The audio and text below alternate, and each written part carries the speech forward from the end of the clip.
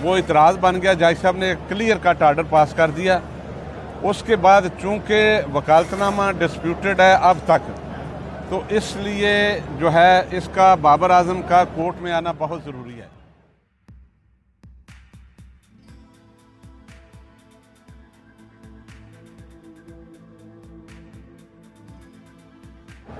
ये कानून है 476 का कि अगर कोई ऐसा जाली डॉक्यूमेंट दे दिया जाए जिस कोर्ट में दिया जाता है, तो वही कोर्ट जो है उसकी कागनिजेंस ले सकती है।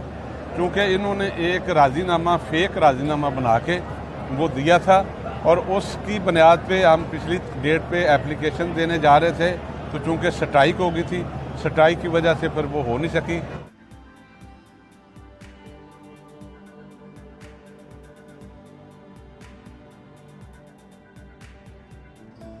ये बाबर आजम जो है 14 तारीख लगी हुई है, वो 14 तारीख को कोर्ट में पेश होंगे।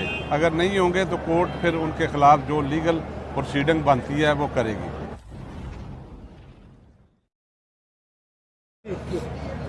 बिस्मिल्लाहिर्रहमानिर्रहीम। आप देखें इन्फॉर्मेशन विद शाकिर। और हमजा मुख्तार और बाबर आजम का तनाज़ा जो है वो अब और ज़्यादा शिद्दत इख्तियार कर चुका है, क्योंकि हमजा मुख्तार की जानिब से कुछ तस्वीर, कुछ ऑडियोज़ सामने लाई गई हैं जिसमें बाबर आजम के साथ उनके तनाज़े की वजह क्या थी और क्यों उन्होंने बाबर आजम के ख़िलाफ़ लाहौर की अदालतों से रुजू किया, पुलिस में दरख्वास्त दी। ये सारी वजूहात बाबर आजम के साथ जो उनकी टॉक हो रही है उसमें उन्होंने बताया।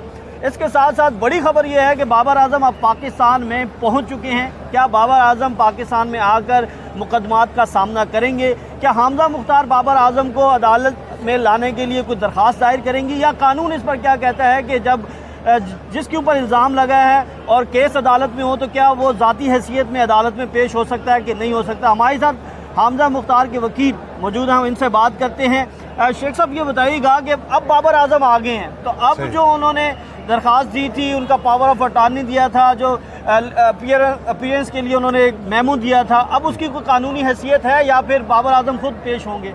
इसमें सबसे अहम बात यह है कि जो पहले मेमो दिया गया था, मेमो एक इसलिए दिया जाता है कि जब काउंसिल कहता है कि मेरा क्लाइंट जो है मौजूद नहीं है, उसने मुझे एंगेज कर लिया है, तो अगली तारीख पे मैं उसका वकालतनामा दे दूंगा।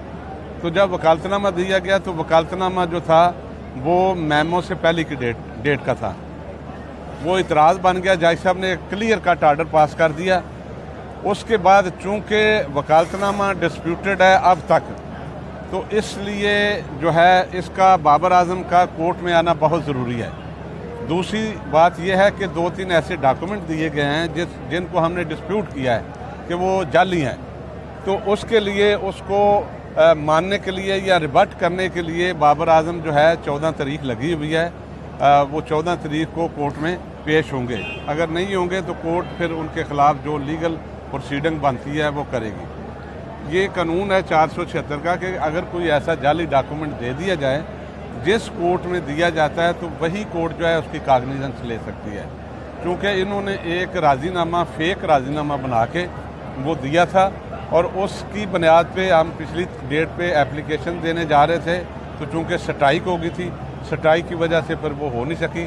तो अब जो है 14 तारीख को वो 2 एप्लीकेशन दायर होनी है, एक पावर ऑफ अटॉर्नी की बाबत और दूसरा जो है 476 की एप्लीकेशन होगी कि जो इन्होंने जालसाजी से वो डॉक्यूमेंट बना के दिया है। तो इसके लिए बाबर आजम का कोर्ट में आना बड़ा ज़रूरी है कि वो बताएगा कोर्ट को कि ये जो पावर ऑफ अटॉर्नी है ये मेरा है या नहीं है, उसका कोर्ट में बयान होगा।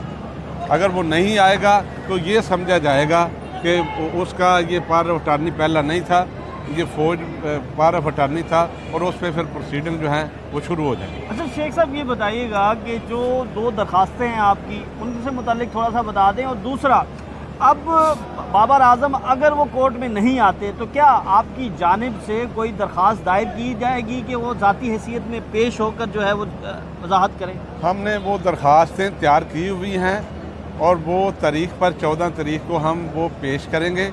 एक तो जो उसने बाबर आजम की तरफ से एक जाली सुलहनामा पेश किया गया था, क्योंकि वो सुलहनामा जो पेश किया गया वो कभी भी जो हमजा है किसी कोर्ट में पेश नहीं हुई और ना उसने उस सुलहनामे की तायद की है। तो उसके लिए हमारी दरख्वास्तों पर बाबर आजम जो है उसकी पर्सनल अपीयरेंस का आर्डर जज साहब करेंगे।